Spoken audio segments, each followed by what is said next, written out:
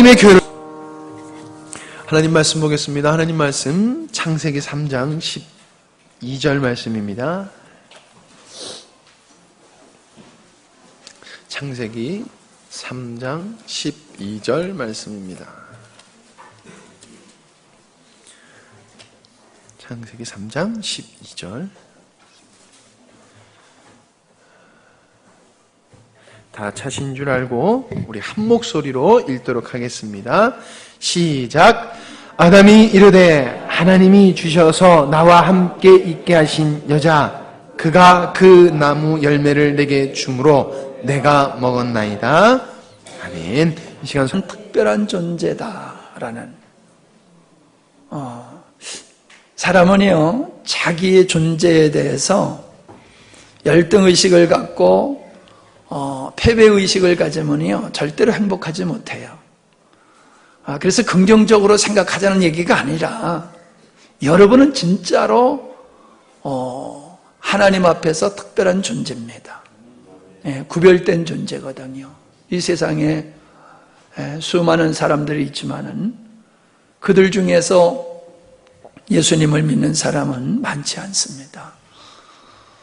예수님을 믿는 사람들 중에서도 참 복음을 접한 사람이 또 그렇게 많지는 않습니다. 저는 우리 영광스러운 교회 성도들이나 또 이 복음에 접한 자들을 이 큰 환난에서 나오는 자들이다. 저는 그렇게 보기 때문에 남은 자 7,000명, 세상에 오염되지 아니하고 세상을 쫓지 아니하고 오직 주님 바라보며 사는 그런 참다운 믿음을 가진 남은 자 7,000명으로 저는 여러분을 그렇게 보기 때문에 여러분들이 그렇게 귀할 수가 없어요. 그래서 만나면 반갑고 밥도 사주고 싶고 마음이 그래요. 지난 금요일날 칼국수 참 맛있었는데 다들 오셔서 좀 잡숫고 교제하셨으면 좋았을 텐데 다음에 또 그런 기회 되면은 열심히들 좀 참석들을 하세요. 또 월요일날 우리 어르신들하고 또 식사하면서 영화도 보면서 아주 좋은 시간을 보냈습니다. 오늘 5월의 이제 마지막 주일입니다. 5월은 가정의 달이라고 특별한 의미를 가지고 이렇게 우리가 보내고 있습니다. 왜 우리가 특별히 교회가 이 가정의 소중함을 강조하고 가정의 달로 5월달을 정하고 그렇게 의미 있게 보느냐라고 하면은 우리 교회는 이 가정과 뗄래야 뗄 수 없는 아주 밀접한 관계에 있습니다. 건강한 교회는 건강한 가정을 통해서만이 세워질 수가 있는 것이에요. 건강한 가정이 없으면 건강한 교회가 결코 세워질 수가 없습니다. 또 반대로 얘기하면은 건강한 믿음은, 건강한 교회는 건강한 가정을 만들어내게 되어 있는 겁니다. 어떤 게 먼저냐라고 말하는 것은 참 어렵습니다만은 분명한 것은 기독교는 가정과 뗄래야 뗄 수 없는 아주 밀접한 관계다라고 하는 거지요. 우리 불교를 이렇게 생각해 보면요, 불교는 대웅전이 생각나지요. 이슬람 하면은 둥근 모스크 그 탑이 또 지붕이 이렇게 생각나고, 교회 하면은 뾰족탑의 십자가를 생각하게 됩니다. 그러나 십자가가 교회의 본질이 아니지요. 그 십자가는 예수 그리스도께서 이 땅에서 이루신 십자가에 달리신 그 십자가를 우리로 하여금 생각나게 하는 거지요. 예수님을 십자가에 못 박게 하신 그 십자가. 근데 그 예수님의 죽으심의 의미가 뭐냐라고 하는 것이 더 중요한 것이지요. 교회의 원형은 십자가 탑이 아니고 가정이다라고 하는 겁니다. 예루살렘 교회는 마가의 다락방에서 시작이 되었습니다. 에베소 교회는 브리스길라와 아굴라의 집에서 시작이 되었고, 라오디아 교회는 둠바의 집에서 시작이 되었고, 골레서 교회는 빌레몬 집에서 시작이 되었으며, 고린도 교회는 가요 집에서 시작이 되었다고 그렇게 성경에 기록되어 있습니다. 우리 한국교회도 가정에서부터 교회가 시작이 되었습니다. 그래서 우리 한국교회가 소중히 여기는 게 구역예배입니다. 구역으로 모여서 가정교회의 모습을 우리가 유지하고 또 발전시켜 나가고 있는 것이지요. 기독교는 가정적인 종교다라고 하는 것인데 우리는 하나님을 아버지라 부르고 성도들을 하나님의 자녀라고 그렇게 우리는 부릅니다. 우리는 서로를 부를 때에 형제님, 자매님 하고 부릅니다. 그건 가족의 개념이지요. 교회를 하나님의 집이라고 또 표현을 합니다. 예수 그리스도를 신랑, 교회를 신부로 표현합니다. 그래서 교회는 가정이라고 하는 그런 개념과 같다라고 하는 겁니다. 그래서 가정은 교회 같아야 되고 교회는 가정 같아야 되는 거예요. 그게 정상적인 교회고 정상적인 가정이다라고 하는 겁니다. 여러분이 아름다운 가정을 이루려고 하면은 아름다운 교회를 알아야 됩니다. 여러분이 아름다운 교회를 세우려고 하면은 아름다운 하나님이 만드신 가정이 어떤 그 구조로 되어 있느냐라고 하는 가정의 규범을 우리가 또 바르게 알아야지만이 아름다운 교회를 세울 수가 있는 겁니다. 그래서 교회에 오면은 가정과 같은 느낌이 있어야 되고요. 또 가정에 가면은 그 경건함이 교회와 같은 느낌이 있어야지 됩니다. 그래야지 건강한 신앙생활, 건강한 생활을 하게 되어지는 것입니다. 하나님께서 아담과 하와를 만드시고 둘을 부부로 만드셨지요. 부부로 만들므로 말미암아 가정이 세워지지 않았습니까? 그래서 아담과 하와는 최초의 가정을 이루게 되었고 결국 하나님의 창조의 의도는 아담과 하와가 가정을 이룸을 통하여서 이루어졌다는 것입니다. 이 가정이 하나님의 뜻을 이루는 데 있어서 아주 기본적인 단위라는 것이지요. 가정이 없으면 하나님의 뜻을 이룰 수가 없습니다. 하나님의 경륜을 이루어지기 위해서는 반드시 가정이 필요한 겁니다. 하나님은 많은 자녀를 얻기를 원하셨다라고 우리는 하나님의 창조의 의도를 배우고 알고 있습니다. 하나님의 많은 자녀들을 얻기 위해서는 많은 자녀들이 이 땅에 생산돼야지 되는 겁니다. 아니, 하나님의 의도하신 그 자녀들을 이 땅에 먼저 부모를 통하여 가정을 통하여 태어나게 하신 후에 그들이 하나님을 알고 메시아를 알고 예수님을 믿음으로 하나님의 자녀되게 하는 그런 계획을 하나님이 세우셨습니다. 여러분, 우리가 부모님을 통하여 이 땅에 태어났다라고 하는 것은 하나님의 자녀가 될 수 있는 기회가 우리에게 주어졌다는 것입니다. 어쩌다 태어난 존재가 아닙니다. 우리는 하나님의 자녀로서 영원한 하나님 천국에서 하나님을 경배하며 살 수 있는 하나님의 자녀로 생산되기 위해서 우리는 이 땅에 태어난 존재예요. 그 의미를 우리가 알아야 됩니다. 그냥 어쩌다 태어났다가 어떻게 그냥 우연히 태어났다 그냥 가는 인생이다 그렇게 생각하는 것은 그건 하나님의 경륜을 모르는 생각에서 할 수 있는 것이지요. 자, 에덴 동산에 하나님이 만드신 아담과 하와가 이룬 그 가정은 어땠을까요? 정말 행복했을 것입니다. 문제가 없을 것이었습니다. 왜냐하면은 거긴 죄라고 하는 것이 없었기 때문에 죄가 모든 갈등과 문제를 일으키고 있지 않습니까? 근데 죄가 없으니까 범죄하기 전에 에덴 동산에 아담의 가정은 정말로 완벽한 가정, 행복한 가정이었을 것입니다. 근데 거기 죄가 들어왔습니다. 죄가 아담의 가정에 들어옴으로 말미암아 그 아담의 가정은 파괴되고 말았습니다. 그 죄가 어떻게 들어왔습니까? 사단이 하와를 꿰어가지고 하와가 넘어짐으로 말미암아 아담까지 넘어져서 결국 그 가정에 죄가 들어옴으로 말미암아 오늘 우리가 읽었던 말씀, 아담이 하와를 보고 내 살 중에 살이요 뼈 중에 뼈자라고 말했던 그렇게 사랑스러웠던 그 아내를 원망하는, 그런 고백을 하는 것을 우리가 본문으로 선택하여 읽었는데, 죄가 들어옴으로 말미암아 사랑스러운 부부의 관계가 깨져버렸다는 겁니다. 부부의 관계가 깨졌다고 하는 것은 가정이 깨졌다라고 하는 것입니다.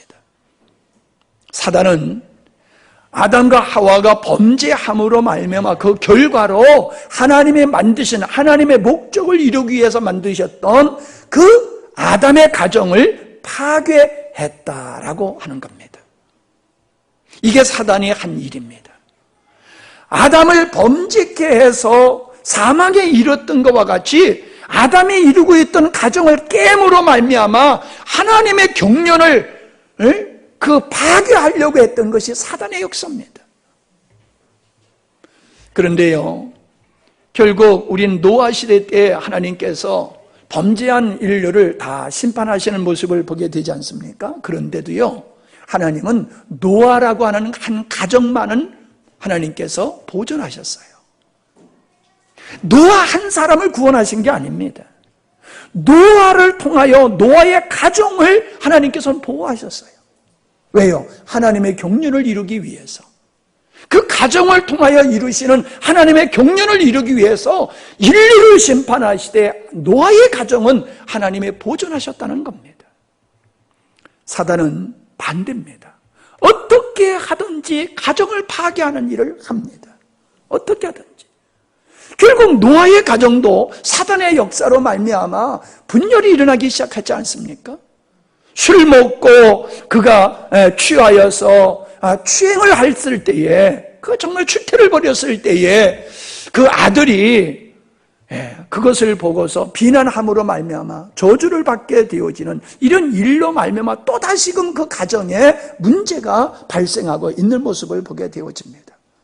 하나님의 선택한 아브라함이라고 하는 그 가정에도 하갈이라는 여자를 등장시킴으로 말미암아 그 가정을 깨버리는 역사가 일어나지 않습니까?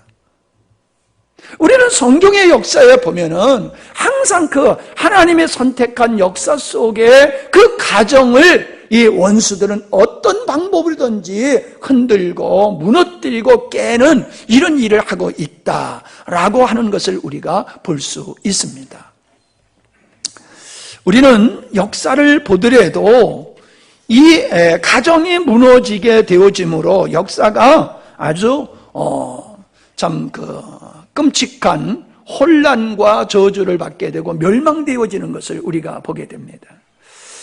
로마라고 하는 이 강력한 나라도 무너지게 되는 데 있어서는 훈족이라고 하는 그러한 적대 세력에 의해서 침략을 받아서 무너지게 되지만은 사실상 내면적으로 보게 되어지면은 굉장히 혼란스러운 사회를 가졌고 문란한 사회, 가정, 성생활로 말미암아 결국 스스로 로마는 무너질 수밖에 없었다. 나약해지고 그로 말미암아 외침을 받게 될 때 무너질 수밖에 없었다라고 하는 겁니다. 제가 인터넷에서 그 로마의 멸망당했을 당시의 그 상황을 좀 이렇게 찾아봤더니 로마인의 미친 풍습 10가지가 등장하는 것을 보게 됩니다. 다 설명을 할 수 없습니다만은 이 중에서 몇 가지만 제가 설명을 하게 되어지면은 성적인 타락이라고 하는 겁니다.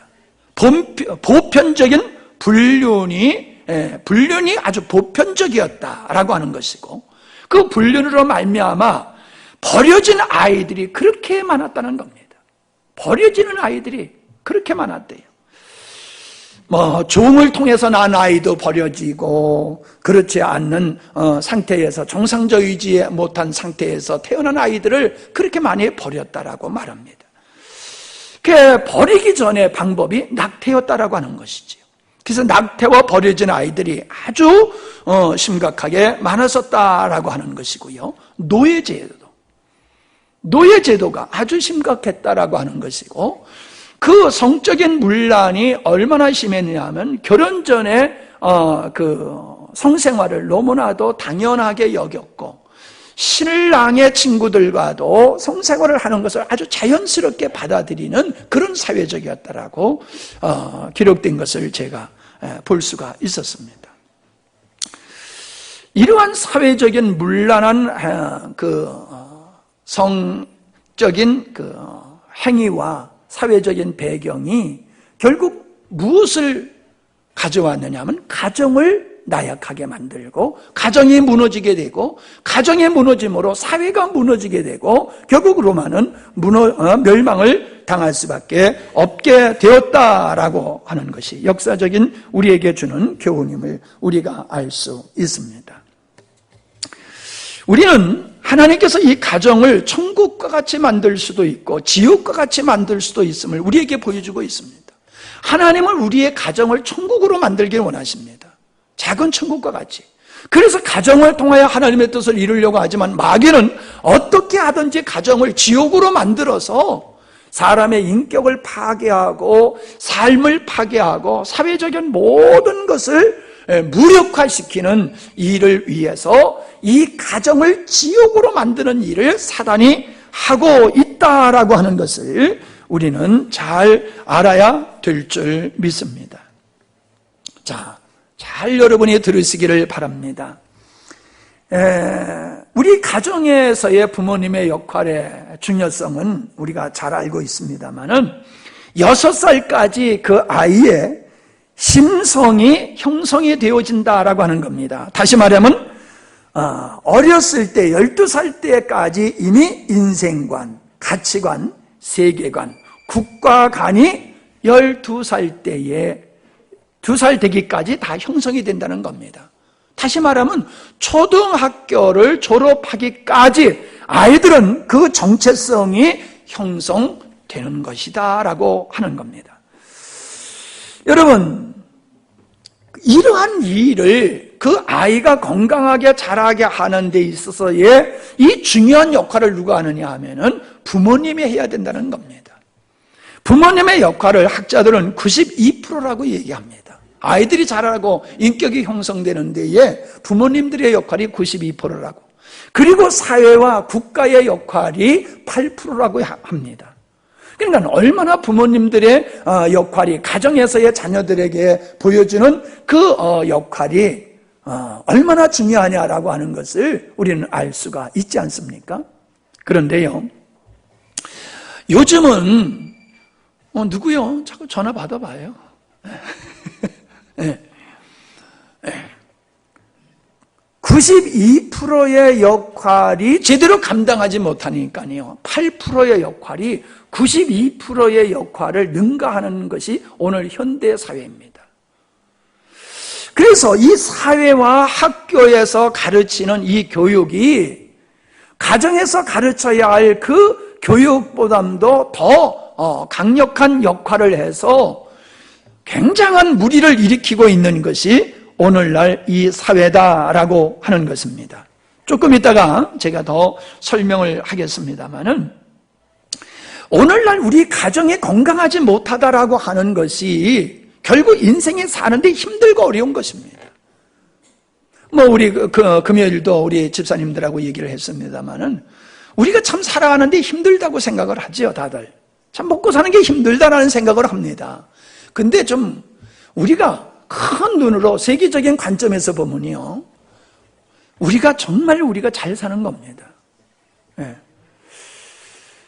우리가 200개 나라라고 치었을 때예요. 200개 나라 중에서 10등이라고 하면요, 학교에서 200명 전교생 중에서 10등 하는 거하고 똑같습니다. 여러분, 전교생에서 10등 하면 공부 잘하는 거예요, 못하는 거예요? 못하는 거잖아요. 잘하는 거예요. 근데 10등 하면서도 나는 공부 못해 하는 사람이 있어요. 왜? 그 사람은 앞을 보니까 그러는 거예요. 9등 하는 사람, 8등 하는 사람, 1등 하는 사람 바라보면 난 공부 못하는 사람이에요. 내 앞에 9명이나 있어. 그렇게 보면 그 사람은 공부 못하는 거예요. 뒤를 보세요. 그럼 자기는 잘하는 사람이거든요. 자, 우리는 이게 절대적인 평가는 아닙니다만은 그런 순위로 본다라고 하면 그렇다는 것이지요. 세계적으로요, 우리가 지금 누리는 것만큼 먹고 마시고 좋은 환경 속에서 사는 사람이 많지는 않습니다. 누구나 다 그렇게 산다고 생각하는데 안 그렇습니다. 우리같이 이렇게 잘 먹고 잘 사는, 너무 먹어서 성인병 때문에 고생하고 살 빼기 위해서 고민하는 사람들이 별로 없어요. 우린 정말 잘 살고 있거든요. 근데 우리는 절대로 그렇게 잘 산다고 생각을 하지 않습니다.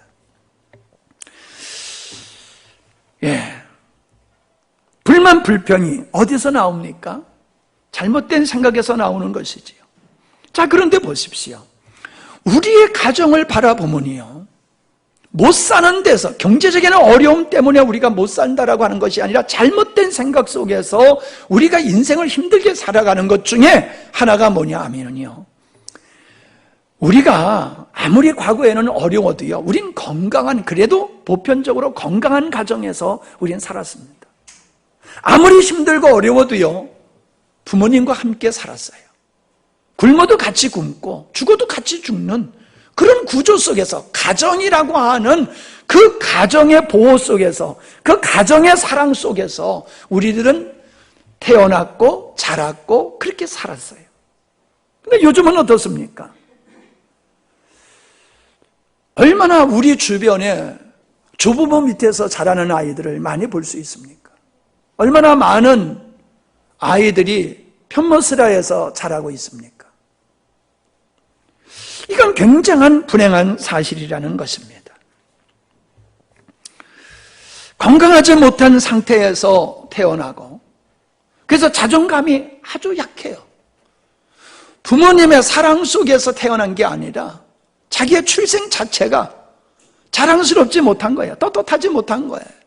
나와 상관없이. 아이들이 태어나는 자기의 태어남의 사실을 놓고서 바른 정체성을 갖지 못하고 열등의식, 패배의식, 상처를 가지고 태어난 아이들, 그리고 그런 아이들이 부모님의 사랑을 제대로 받지 못하고 가정이라는 정상적인 가정, 정상적인 사랑을 받지 못하고 자라나는 아이들이 인격이, 생각이 어떻겠냐는 거예요. 가출 청소년 문제 심각하지 않습니까? 결국 가출을 한 청소년들이 어디로 흘러갑니까? 범죄에 노출되어 가지고 어둠의 슬럼 세계로 빠져들게 되지 않습니까? 그래서 아이들에게서 또 문제가 생기는 것이 미혼모라고 하는 문제가 생기지 않습니까? 그래서 아이를 낳아가지고 그냥 버려버리는 거예요. 아이를 낳아서 화장실에 버려버리고 쓰레기통에도 버려버리는, 있을 수 없는 일들이 심심치 않게 방송에 나오는데, 방송에 나오는 것만 그렇지 방송에 안 나오는 것이 또 얼마나 많겠습니까? 청소년들이 가출해서 범죄에 이용될 뿐만 아니라 자기들의 잘못된 선택에 의해서 스스로 집단 자살을 하게 되어지는 이런 일들, 부부들의 맞벌이를 통하여 아이들이 학교 갔다 온 다음에 갈 곳이 없어서 거리에서 방황하는 아이들이 얼마나 많은지 모릅니다. 우리는 이것이 그냥 우리 생활 속에 그저 다분히 있는 일이니까 그냥 그런가 보다라고 생각합니다마는, 그것으로 인하여 자라나는 우리의 아이들, 그들이 과연 앞으로 이 세상을 어떻게 건강하게 살아갈 수 있을까? 그들이 어떻게 건강한 가정을 이룰 수 있을까라고 하는 것을 생각해 볼 때에 암담하기 짝이 없습니다. 사실 우리의 어른들이 지금 70대라고 볼 수 있지요. 70대, 80대 어른들, 60대도 들어갈 수가 있겠습니다만은, 너무나도 가난한 시대 속에서 잘 살아보자고 정말 노력해서 잘 사는 나라를 만들었습니다마는 그 결과 아이들을 너무 방치를 했다는 거지요. 그리고 아이들과 교제가 없었고 아이들의 인격적인 교육이 이루어지지 못했지요. 그들이 지금 30대, 40대입니다. 지금 그러한 부모님들의 정상적인 사랑을 받지 못하고 자라나고 오직 돈이 전부인 거라고 생각하는 그런 부모 밑에서 자라난 30대, 40대들이 지금 가지고 있는 생각은 또 다릅니다. 상당히 다릅니다. 또 그런 부부 밑에서 자라나는 이 10대, 20대들은 또 다릅니다. 과거에는요, 세대 간에 그렇게 차이가 없었어요. 근데 이제는 할아버지 세대와 아버지 세대가 완전히 다르고, 아버지 세대와 손주들의 세대, 이 3대를 놓고 봤을 때 하늘과 땅 차이입니다. 그런데 이런 그 생각의 차이, 사고의 차이에는요, 어떤 사회적인 환경이라고 하는, 이 경제적인 사회적인 환경이라고 하는 부분도 있지만은 이 정신, 사상의 문제가 더 크게 작용하고 있다라고 하는 것을 우리는 생각을 해야지 됩니다. 휴머니즘 이러면은 그게 무슨 뜻이야 라고 여러분은 생각하실 것입니다. 들어서 귀에는 익숙한데 그 내용이 뭔지 여러분이 명확하게 아마 잘 이해가 안 되실 것 같아요.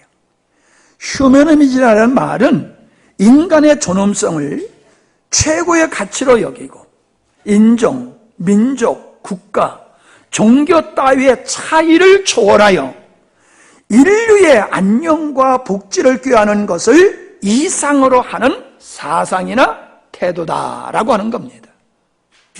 얼핏 보면은 아주 좋은 이야기인 것 같습니다.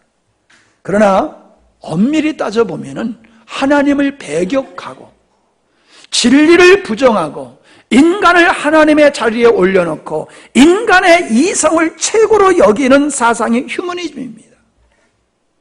근데 우리가 들으면은 아주 좋은 이야기들을 그들이 다 하고 있어요.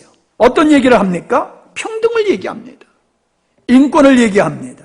정의, 소수자의 권익 보호, 공동체의 중요성, 평화, 이런 이야기를 그들이 하고 있습니다. 그러니까 다 좋은 것인 줄 압니다. 그러나 하나님의 관점에서 봤을 때는 하나님이 없는, 하나님을 배격하고 하나님을 부정하는 사상으로서 나타나고 있다라고 하는 것입니다. 지금 세계적으로 안티크리스찬들이 활동이 아주 활발합니다. 즉 안티크리스찬이라고 하는 것은 하나님을 대적하는 사람을 말하는 겁니다. 과거에는 나 혼자 예수 안 믿었습니다. 나 혼자 그냥 교회를 싫어했었습니다. 근데 이제는 안 그렇습니다. 하나님을 배격하는 사람들이 집단화되어지고 있습니다. 조직화되어지고 있습니다. 그리고 아주 계획적으로 교회를 멸하려고 하는 일을 하고 있는 게 안티 세력들입니다. 이 안티 세력들은 공산주의자들과 이 휴머니즘, 이런 사상으로 무장하는 사람들이 하나가 된 사람들입니다. 안티크리스찬들의 의식 속에는 사회주의적인 사고방식이 있고 휴머니즘의 사상이 깔려 있습니다. 이것이 오늘날 젊은 세대 속에 소위 진보라고 하는 사람들에게서 사람들이 가지고 있는 사상이다라고 하는 것입니다. 특별히 이 안티 세력 중에서 가장 앞장서서 기독교를 싫어하고 반대하는 세력이 바로 공산주의자와 동성애자입니다.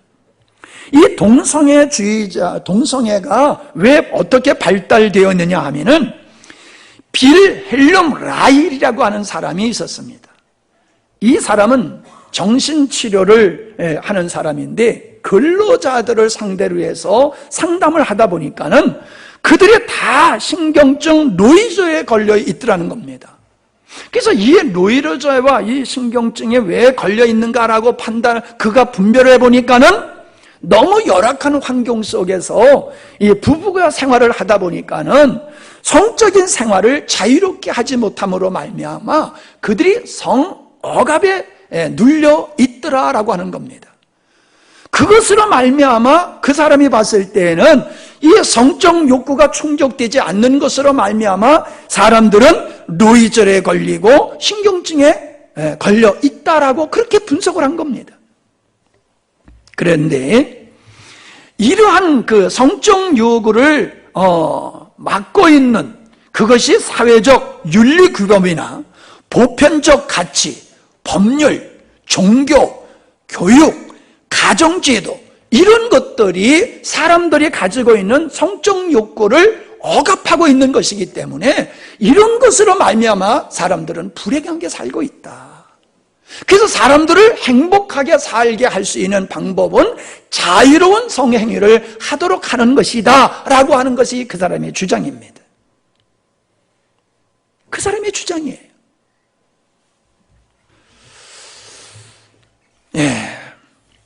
그러기 위해서는 그 사람들은 이미 기존에 가지고 있었던 규범이나 윤리 이런 것들을 부정하게 되는 겁니다.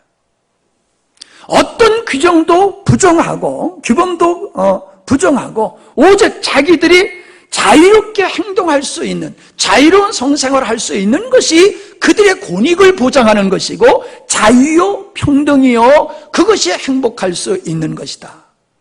그들은 그렇게 믿는 겁니다. 그래서 자유로운 그 성생활을 위해서 그들이 투쟁하고 있어요. 사회적 규범을 깨는 겁니다. 가정이라는 규범을 부정하고 있는 겁니다. 그것이 동성애주의자들의 사상이다라고 하는 겁니다. 남자와 여자가 가정을 이뤄나는 이 가정의 근본적인 이런 제도는 잘못됐다고 여기는 거예요. 남자와 남자가 서로 사랑할 수 있고 여자와 여자를 사랑할 수 있는데 기존의 가정의 규범이 이거를 막고 있기 때문에 종교가 그거를 금지하고 있기 때문에 사회의 제도가 그걸 막고 있기 때문에 사람들은 아주 불행하게 살고 있는 것이다. 이걸 깨버려야 된다. 이걸 부정하는 것이 동성애자들입니다. 그들은 자기들만의 동성애를 하는 것을 원치 아니하고 동성애 자체를 합법화시키고 동성애가 잘못됐다고 하는 사회의 규범과 종교적인 이러한 진리를 그들은 부정하는 겁니다. 그래서 그냥 단순히 그들이 동성애를 하는 것이 아니라 그들은 동성애를 정당화시킴, 법으로 정당화시킴으로 말미암아 기존의 모든 고정 개념을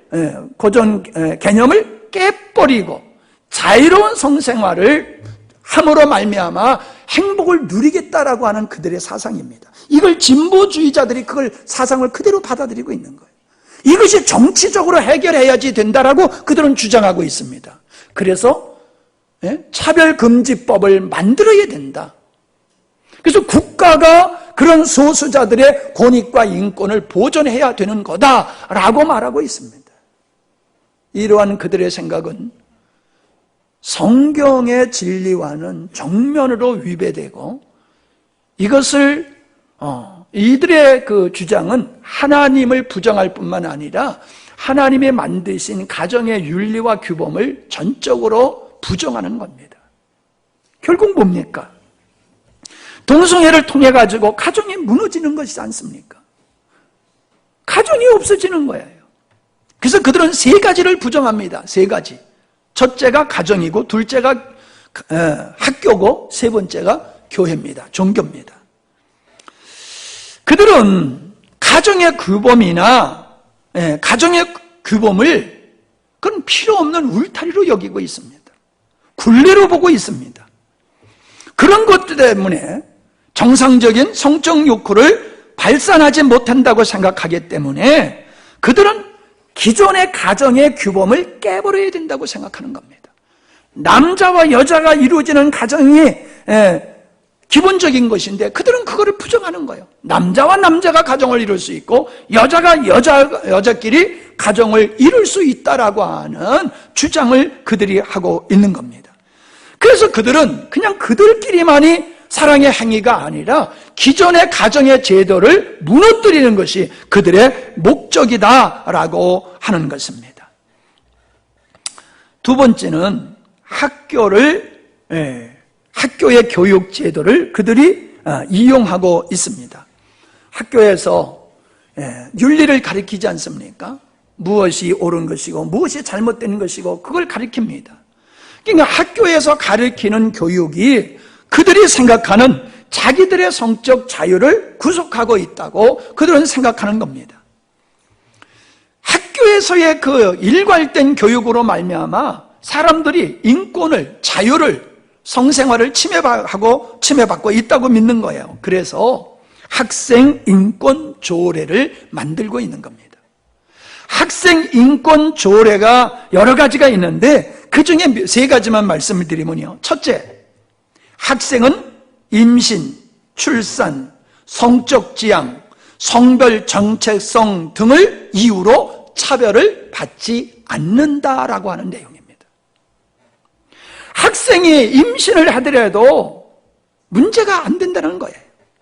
그걸 잘못됐다고 말하면 안 되고 그것 때문에 학교 생활하는 것에 대해서 어떤 제약을 받으면 안 된다는 것입니다. 성적 지향, 자유롭게 아이들도 성적 생활을 할 수 있도록 보장해야 된다는 겁니다. 그래서 어떻게 됩니까? 초등학교 엄마가 생기고 중학교 학생의 아빠가 생기는 겁니다. 미혼모가 생기지요. 아이들이 버려지지요. 버려지기 전에 낙태하지요. 낙태, 살인입니다. 심지어 다 이렇게 정상적인 아이를 낳고도 그냥 버리는 겁니다. 제대로 생기기 전에 낙태하는 건 고사하고요. 정상적으로 다 태어나는 아이도 그냥 버려버리는 거예요.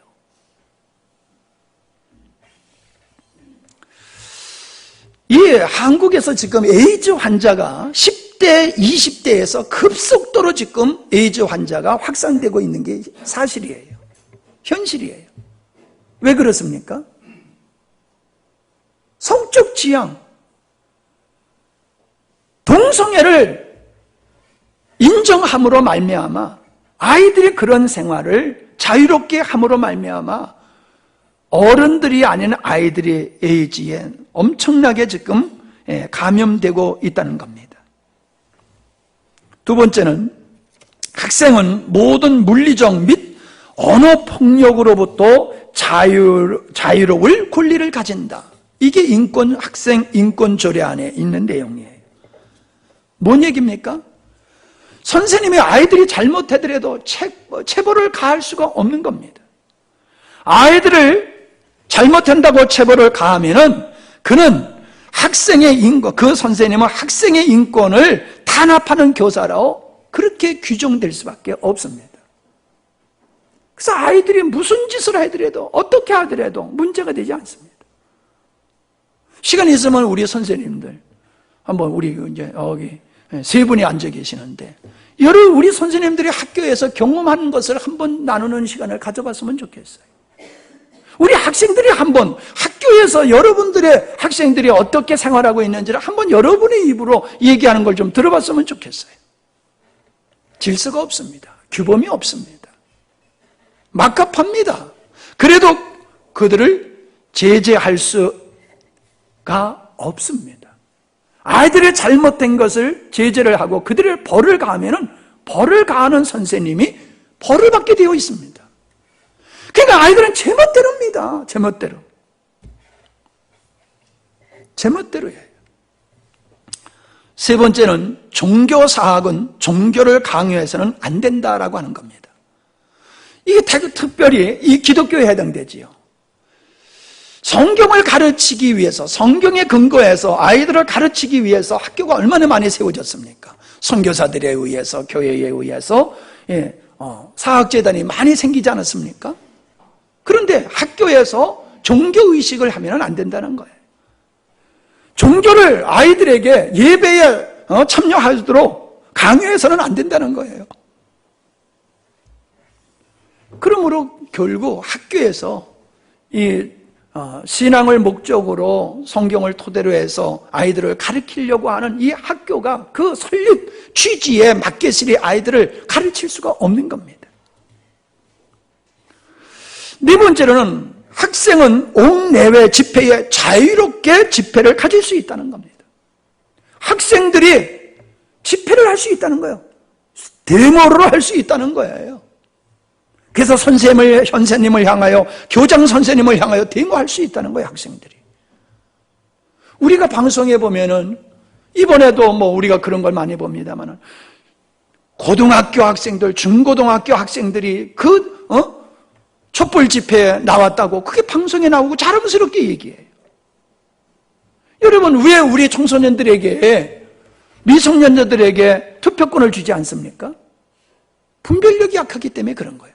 아직 미성년자예요. 옳고 그름을 바르게 판단할 수 있는 능력이 그들에게 없어요. 그러니까 선거권을 안 주잖아요. 근데 그들이 마음껏 집회에 참석할 수 있다는 거예요. 집회할 수도 있고 참여할 수도 있어요. 애들이 학교에서 공부할 애들이 바깥에 나가가지고 정치인들에 의해서 하는 그런 집회에 가가지고 공부를 안 하고 데모한다는 거예요. 말이 안 되는 거지요. 예. 우리는 이러한 일들이 누구에 의해서 이루어지느냐? 이런 진보적인 그 휴머니즘과 공산주의자에서의 사상에 가진 사람들에 의해서 이런 것들이 지금 진행되고 있다는 사실이에요.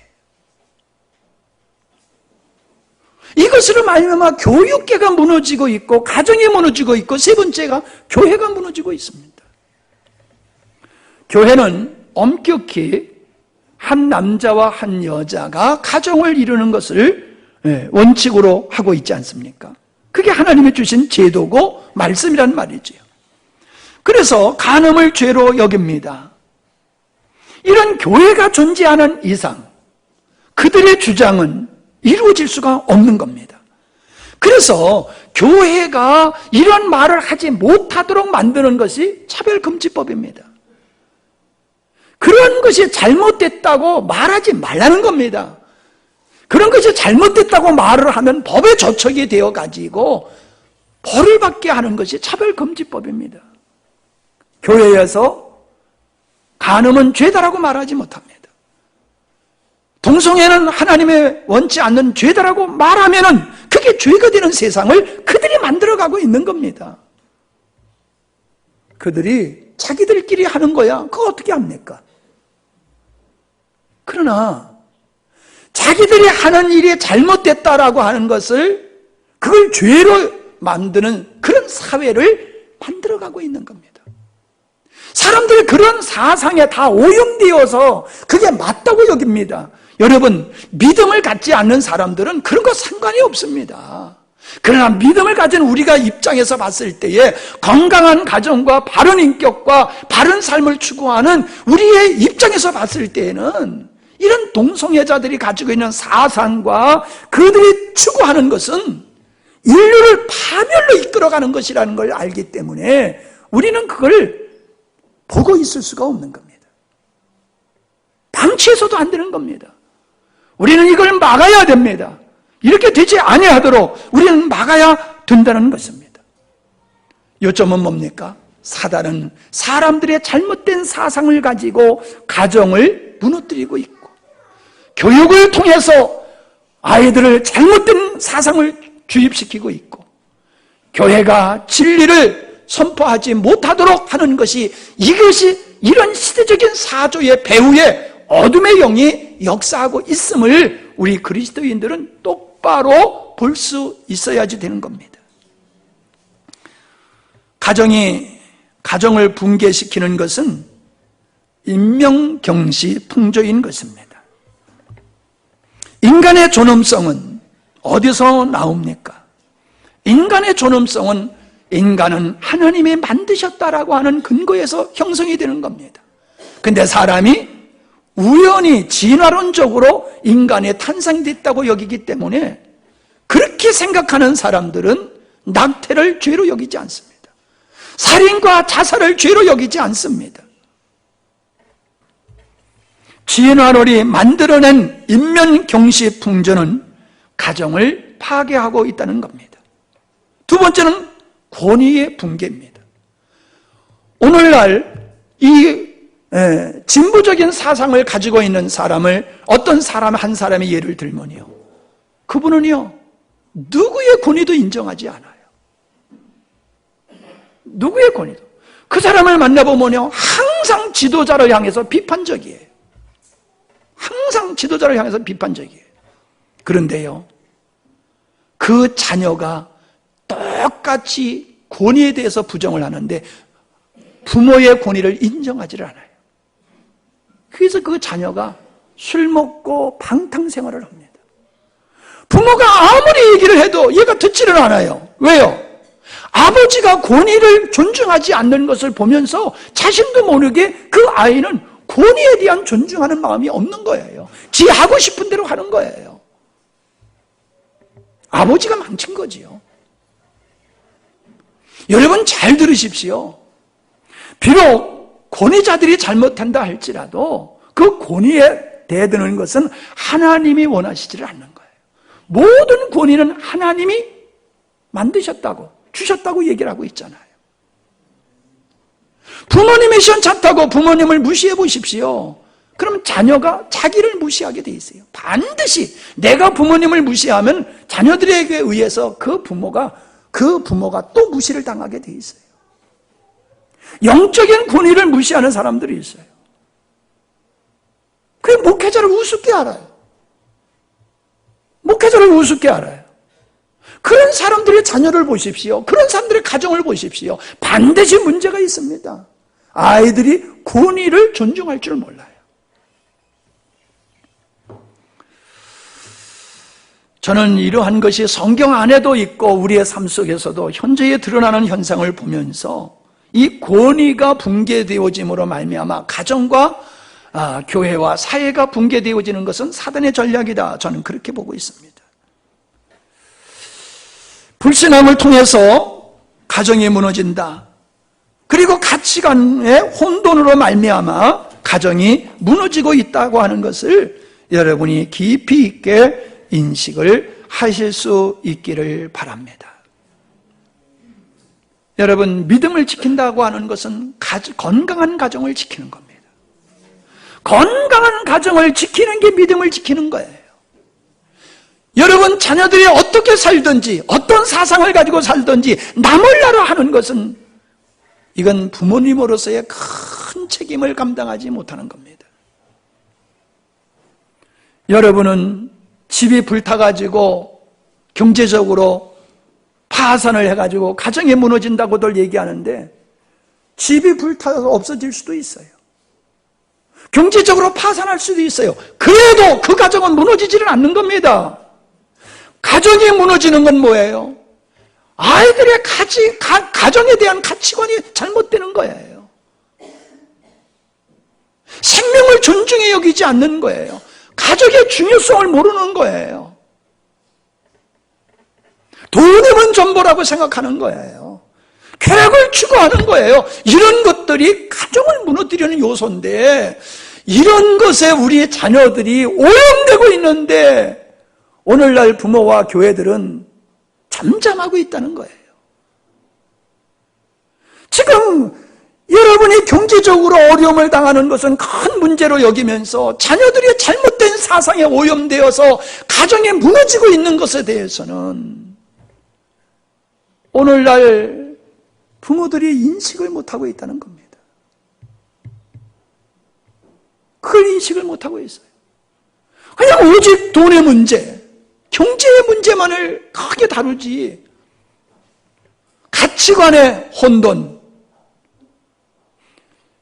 절대적인 진리, 하나님을 대적하는 시대적인 이 사조에 얼마나 스스로가 물들어가고 우리의 자녀들이 오염되고 있는데도 그걸 모르고 그걸 또 알아도 방치하고 있는 것은 이건 사단의 역사에 동조하는 거하고 똑같은 거예요. 여러분, 관심을 좀 가지시기 바랍니다. 이 세상에 지금 어떻게 돌아가고 있는지 경제적인 논리로만 바라보지 마세요. 신앙의 관점에서 보세요. 하나님의 관점에서 보세요. 인간의 기본적인 윤리, 그 생명의 존엄성에 근거해서 이 세상을 바라보세요.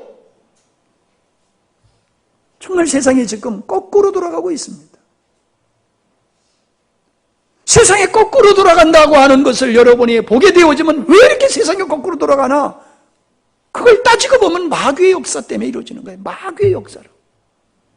아담의 가정을 무너뜨리기 시작한 이 마귀는 마지막 때까지 가정을 무너뜨리는데 무엇으로 무너뜨리냐? 하나님을 대적하고 배격하는 잘못된 사상을 사람들에게 집어넣고 오직 자유와 평등, 인권을 주장하면서 인간의 감추어져 있는 그 탐욕과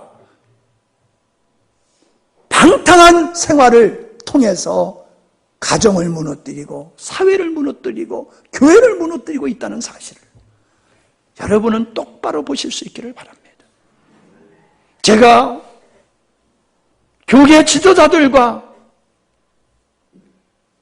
이 아이들을 가르치는 교육계의 선생님들을 위해서 가장 마음을 많이 쓰고 기도하는 이유가 거기 있습니다. 법조계가 잘못된 법을, 악한 법을 만들게 되면은 의로운 대다수의 사람들이 그 악법에 의해서 고난을 겪게 되어 있고, 잘못된 사상에 물든 우리 아이들은 성경 진리를 받아들일 수가 없습니다. 하나님의 그 마음속에 있을 것이 없어요. 마귀밥이 되는 겁니다. 우리의 자녀들이 마귀에게 끌려가는 거예요. 예배당에 앉아 있어도 그들의 사고가 세상적인 사고를 가지고 있으면 마귀의 백성으로 있는 거예요. 여러분들에게 기분 좋은 얘기, 듣기 좋은 얘기를 뭐 할 줄도 모르지만은 그것이 우리에게 필요한 얘기가 아닙니다. 쓴 얘기지만, 마음 아픈 얘기지만은 현실을 우리가 똑바로 인식하고 이 시대에 물들지 아니하고 복음적으로 살아가는 것이 큰 환난 날에서 이기고 나오는 자들의 모습이에요. 저는 우리가 그런 사람이 되기를 바랍니다. 인간 되기를 포기한 사람들 바라보면서 부러워하지 마세요. 인간으로서의 기본적인 것을 포기하고 오직 쾌락을 쫓고 잘 먹고 잘 사는 것만 추구하는 세상의 풍조를 여러분이 단호하게 거절하세요. 그것 때문에 가난하면 가난하게 살기를 작정하세요. 그것 때문에 여러분이 인생에 사는 게 힘들어도 나는 기꺼이 그 길을 가겠다고 하는 결단, 이게 그리스도인의 참다운 믿음입니다. 세상과 타협하지 마세요. 666이 바로 그거라고 지난 주간에 우리가 공부하지 않았습니까?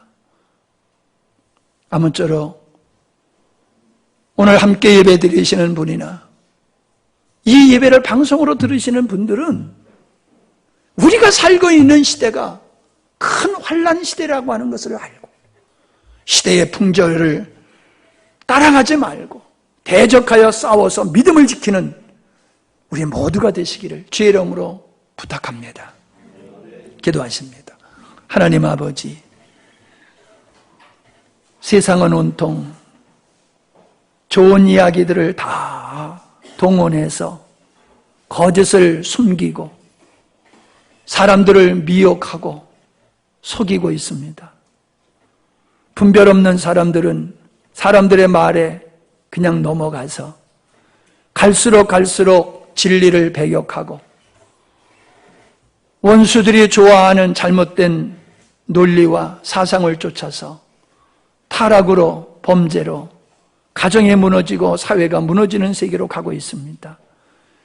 오직 쾌락만을 즐기고 오직 물질의 풍요만을 추구하는 하나님을 배격하는 이 시대적인 사고를 믿음의 관점에서 바로 보게 하여 주시고 우리가 믿음을 지키며 하나님의 사람으로 올바로 살아가며 가정을 지키는 우리 모두가 되게 하여 주시옵소서.